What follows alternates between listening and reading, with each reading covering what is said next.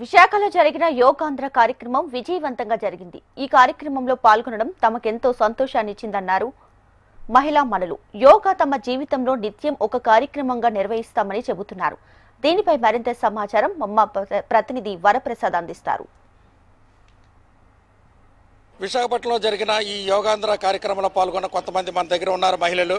అసలు ఈ కార్యక్రమంలో పాల్గొనడం వల్ల వాళ్ళు ఎటువంటి అనుభూతిని పొందారు, ఈ విశాఖపట్నంలో జరగడం వల్ల వాళ్ళకి ఎటువంటి మంచి జరిగే అవకాశాలు ఉన్నాయి, ఈ క్యూఆర్ కోడ్ స్కాన్ చేసిన తర్వాత వెళ్ళిన తర్వాత వాళ్ళు ఏ విధంగా ట్రీట్ చేస్తారు అన్న అంశాన్ని మన దగ్గర కొంతమంది మహిళలు ఉన్నారు. ఆమెను అడిగి తెలుసుకునే ప్రయత్నం. అమ్మ, ఎలా వెళ్ళారు లోపలికి, ఏమైనా ఇబ్బందులు అయ్యాయా లేకపోతే ఏంటి, ఎలా ఉంది పరిస్థితి అక్కడ? లేదు సార్, క్రౌడ్ అది ఏమీ లేకుండా కూల్గానే అలో చేశారు.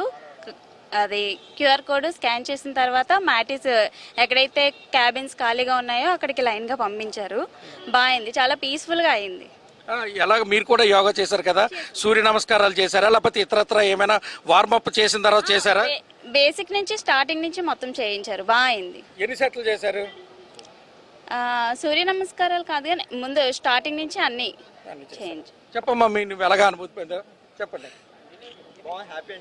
చాలా బాగుందండి, చాలా బాగుంది.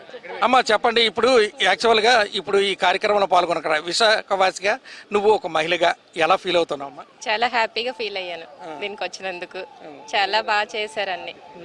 మోడీ గారు వచ్చినందుకు, సీఎం గారు వచ్చినందుకు చాలా హ్యాపీగా ఫీల్ అయ్యాం. అంటే ఇది భావితరం, ఎందుకో ఒక వంటింటి మహారాణి మహిళ అంటారు.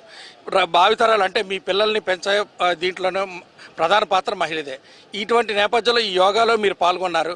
ఎందుకంటే బేసిక్స్ నుంచి సూర్య నమస్కారం వరకు చేశారు. ఈ చేసింది ఇంటి దగ్గర మీరు మళ్ళీ ప్రాక్టీస్ చేస్తారా, లేదా మీ పిల్లలకి మీరు నేర్పిస్తున్నారా? లేదా? నేర్పిస్తున్నాం, ఆల్రెడీ పిల్లలు నేర్చుకున్నారు. ఆల్రెడీ పిల్లలకి నేర్పిస్తున్నాం మేము. ఇవి కూడా ఇప్పుడు మాకు కూడా యూజ్ అవుతాయి. హెల్త్ పరంగా చాలా మంచిది చేస్తే.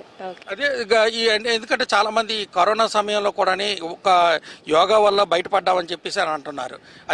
అది మీకు ఏమైనా గతంలో అటువంటి అనుభూతి ఉన్నదా? మీ వాళ్ళకి ఎవరికైనా జరిగిందా లేదా? లేదు, అలాంటిది ఏమి రాలేదు సార్ ఇప్పటి వరకు. కానీ ఇది చేయడం వల్ల హెల్త్ ఇష్యూస్ అన్ని చాలా తగ్గుతాయి. చాలా మంచిది. ఇక్కడ జరిగినందుకు మీరు ఎలా ఫీల్ అవుతారు? చాలా హ్యాపీగా ఫీల్ అవుతున్నాం. ఎందుకంటే నరేంద్ర మోడీ గారు, చంద్రబాబు నాయుడు గారు, అలాగే పవన్ కళ్యాణ్ ముగ్గురు పాల్గొనడం, అందులో విశాఖపట్నంలోని ఈ కార్యక్రమం జరగడం పట్ల మేము చాలా ఆనందం వ్యక్తం చేస్తామని చెప్పి వంటింటి మహారాణులు తెలిపారు. ఇది ఈ యోగాంధ్రాలోని విశాఖపట్నంలోని వంటింటి మహారాణుల తాలూకా మనోగతం. కెమెరామెన్ ధనుష్తో వరప్రసాద్, విశాఖపట్నం నుండి.